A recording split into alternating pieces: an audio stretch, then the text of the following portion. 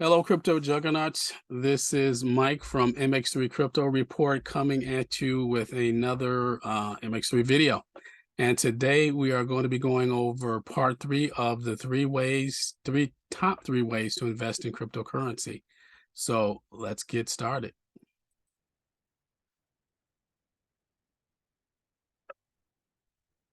All right. So I will start out with our usual cryptocurrency trading.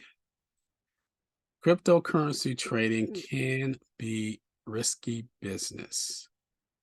This is not financial advice, so remember to always do your own research and consult financial professionals before starting any investment strategy. So let's get into it. So in episode 1, we covered crypto trading. In episode 2, we covered NFT trading. And today we are going to be covering crypto staking. So what is crypto staking, you ask?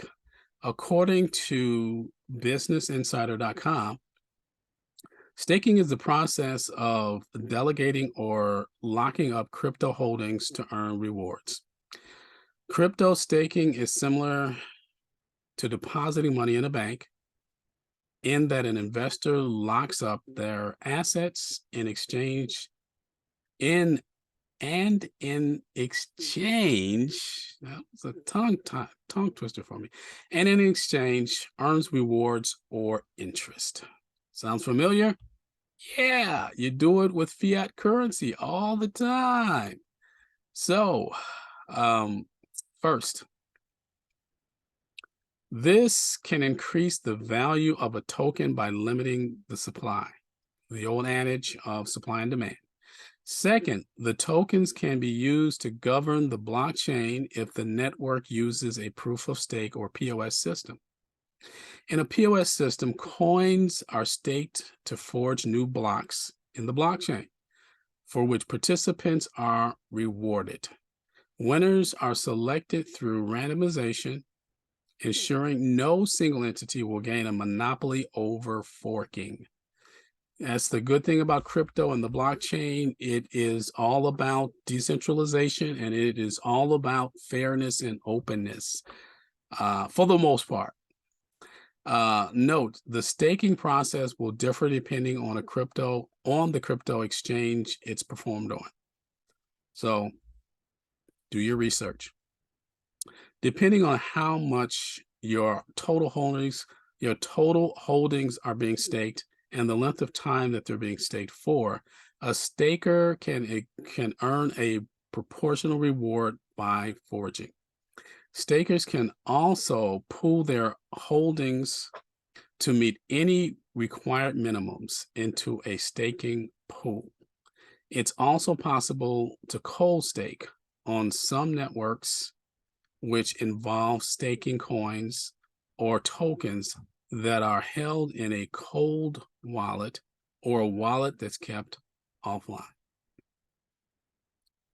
Is staking crypto worth it?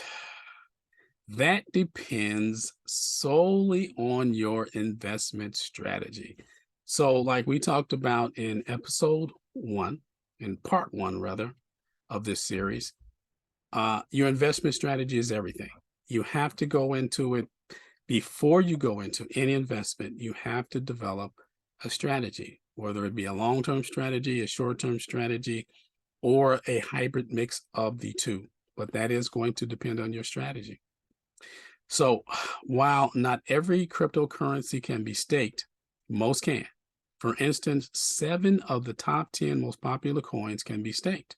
Here are some examples.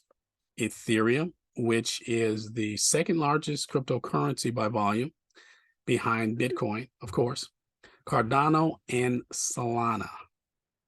What is the risk of staking crypto? As with any type of investment, staking has its risks. While it's unlikely that you'll see your entire account go bye-bye overnight, as may happen with certain stocks, and typically happens on a fairly regular basis, depending on the stock.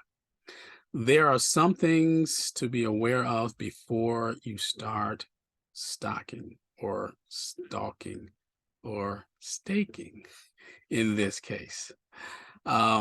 Crypto is volatile. First and foremost, cryptocurrency is a volatile investment, and as such, price swings are common. The volatile nature of crypto and corresponding price swings can have you rethinking your strategy on a daily basis. And well, that depends on your level of risk. So if you're someone who is new to investing or investing in crypto, yeah, it could those swings can have you rethinking some things. If you're a seasoned investor and you know and understand that those things happen, it's not a matter of if, it's a matter of when. You'll be okay. You'll be able to ride those rough waves out. So, where was I?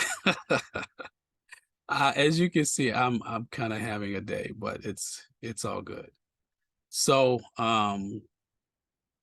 the volatile nature of cryptocurrency corresponding price swings can have you rethinking your strategy on a daily basis. So, volatility is something to keep in mind.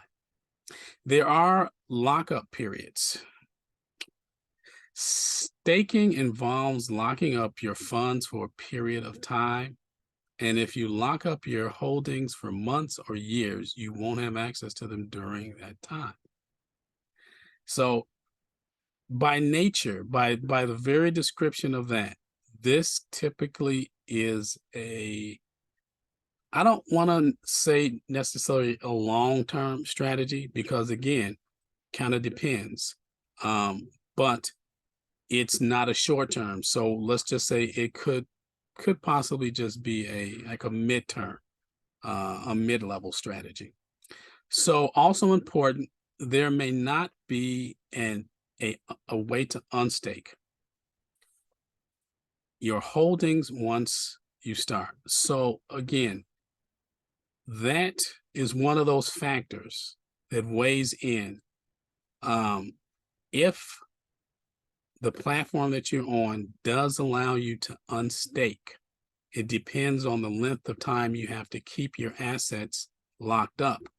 So that's where it can either be like a mid strategy or a long-term strategy, depending on whether you can unstake, and if you can, depending on how long you have to keep those assets locked up.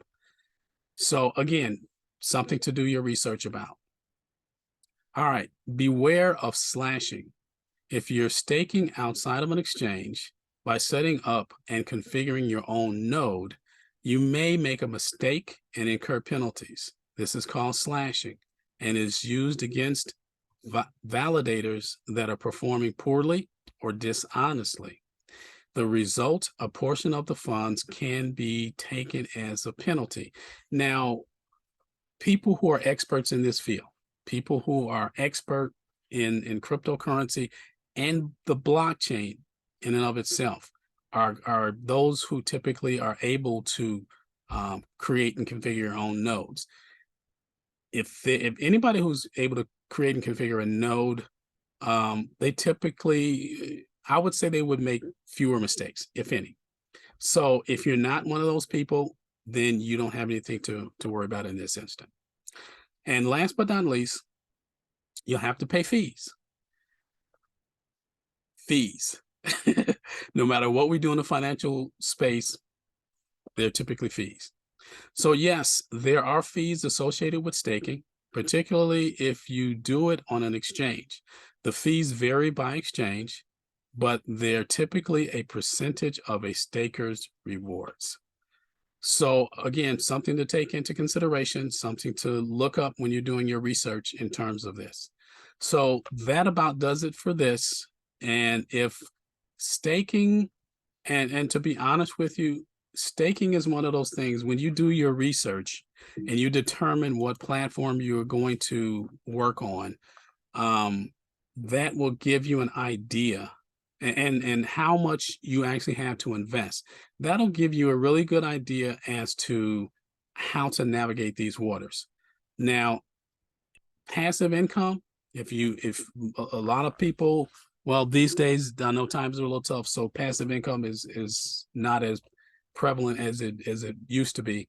But if you have this set aside, you don't need this to live on, then you can pretty much put that in there and let it grow. So you're just, I have this crypto, I'm going to put it in this space, and I'm just going to let it go and let it, turn over as however you want to do it. And that's passive income. So that's a pretty good strategy, as are all three of these. So that does it for me today. I hope you found value from this, and whatever your choice, whether it be crypto trading, NFT trading, or crypto staking, always do your research. So thank you. That is it for this episode and for this series. So I want to thank you, and do me a favor, hit that like button and subscribe so you can know when you're going to receive another great video from us to get you the information you need to move forward in your crypto journey. So like my brother loves to say, keep it crypto. See you on the next one.